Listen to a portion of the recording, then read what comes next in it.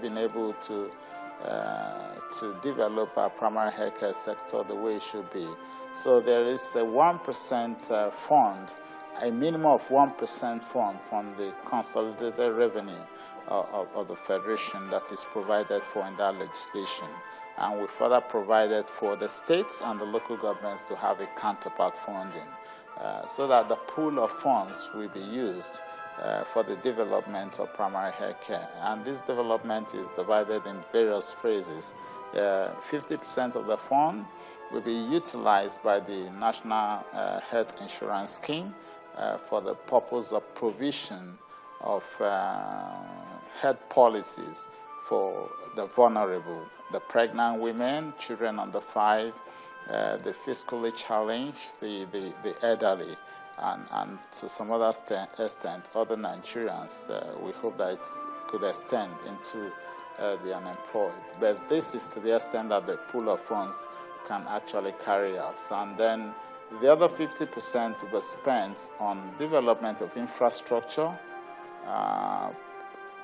Part of that money, 10%, will be for development of manpower, which is very critical. Because the manpower we have at that level, we need to constantly develop them, retrain them, so that they're able to provide effective and efficient services at the primary healthcare level. And once we're able to ensure that we have appropriate equipment, we have the right medication, we have vaccines at that level, and then the staff are being motivated through a retraining program, you'll find that efficiency at the primary healthcare level will be heightened. And once we have an improved efficiency at that level, we'll be responding to so many Nigerians, because at that's where Nigerians actually, that's their easiest access. You can have in a whole local government just one secondary healthcare facility. In some privileged ones, you may have 2. But in most cases, the primary healthcare facilities are such that they are far-flung. You may have up to 2 in an electoral ward. And therefore, that is the aspect of healthcare we need to get to. Because once you take care of ailments at that level, only fewer cases will progress to secondary healthcare level or to tertiary healthcare level. And if you're able to deal with the issues of preventive medicine and health education at that level also, you'll find that you'll be preventing a lot of diseases. Now, Nigeria has a huge problem in terms of maternal mortality rate. We've been ranked as one of the countries with the highest maternal mortality rates in the world. What part of this bill, which aspects of this bill would address this issue? The issue is this. If you're going to have a reduced maternal mortality rate, the best thing to do is to ensure a development of the primary healthcare sector, because most of the women who are going to, during delivery is something that starts off in a few hours. The woman falls into labor. But before the woman falls into labor, you have to have the regular antenatal care.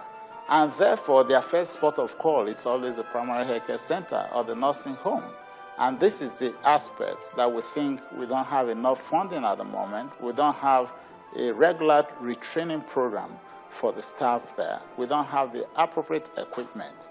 Because appropriate equipment means being able to manage the woman while before, that's the prenatal period, and during the natal period, during delivery.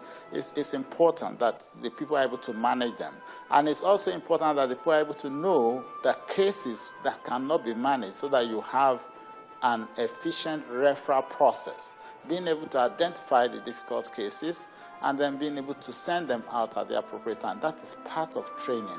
And that's why, why we believe that the Basic Healthcare Development Fund, as provided for, and all of the things that are in that clause will definitely help to improve on the maternal health care. Once we get that right, you'll find that the number of women who actually will access a skilled healthcare delivery will rise up astronomically. Because most times now, because these centers are not properly equipped, there's no incentive because there's no retraining program. So there's inefficiency of the staff that man these areas.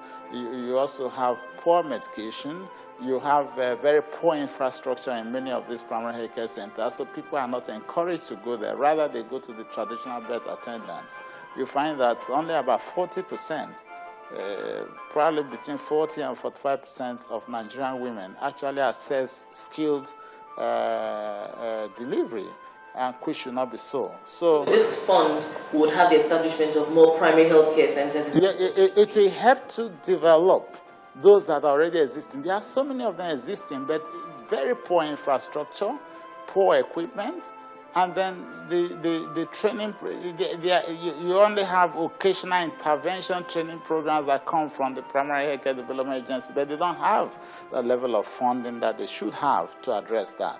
But with this funding now, and percentages actually allocated, you find that there'll be, it's in a yearly budget, and then one is, of course, it will be released on a monthly or quarterly basis. So that will actually take care of a lot of these challenges that we have addressed, and definitely make, within a few years, it will help to make these centers that are scattered all over the country, in thousands of it will actually ensure that they are in a better state to attend to people. You create confidence between the user of the facilities and the facility itself. And then more people will be encouraged to come there to deliver. And then you're likely going to have a sharp improvement in the ratios that we have in terms of maternal mortality, because fewer women will die, and you'll find that over time, when you begin to train your staff, what they cannot even attend to, they know when to refer, so that they will not be referring people too late. And we'll find that there will be a marked improvement in maternal mortality ratio. Now, you spoke about the National Health Insurance Scheme. As it is now, the National Health Insurance Scheme tends to cater more for people in the formal sector. How do we get this scheme to begin to cater to people in the informal sector? Actually, we have a challenge at the moment, because the whole National Healthcare Insurance Scheme, as we have now, is skewed towards actually even federal civil servants alone, because most states have not keyed in. And that's part of the reason why we had to develop this. What we're doing actually is to have a pool of funds that is coming from government to national healthcare to at least address the very vulnerable group. We're talking about pregnant women and children under 5. Because we want to be able to reduce maternal mortality to the barest minimum. We want to be able to reduce the under 5 mortality to the barest minimum. And because there's a pool of funds and there's partnership between the states and the National Health Insurance Scheme, which is through the federal government, you find that it will become an effective process, because the local governments are also involved to reach out to the people. What is happening at the moment is just only the federal government is actually enrolling its staff, and then they cannot use that money effectively for others.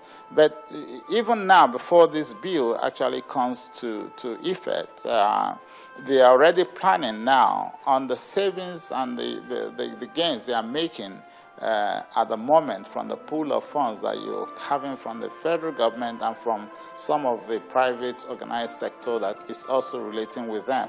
They're already planning ahead at the National Health Insurance to see what they can do to first enroll primary school pupils and ensure that they are able to partner with the state, where possibly they get them all enrolled, and then the federal government is going to pay a percentage of the premium that's expected to be paid by each of those pupils. They're already doing that. But this other seed of fund will now help to address the issues as it specifically affects children under 5, pregnant women, principally first, and then any extra funds be used for elderly persons and people who are physically challenged. Do you see the amendment of the NHIS, do you see the amendment to the Act as it is being passed before the end of this assembly? We're praying. It's actually gone through the House of Rep and the Senate. We're waiting for the third reading. We finished everything concerning the public hearing and the rest. We're waiting for a date at the third reading, and I hope that once we're able to get through the third reading, the next is a conference committee, which is just a maximum a 1 week work. So I'm hoping that we're able to get a date soon. This is where the press comes in. If they're able to help us highlight many of these things, probably we'll get an early date. But I understand that there is a lot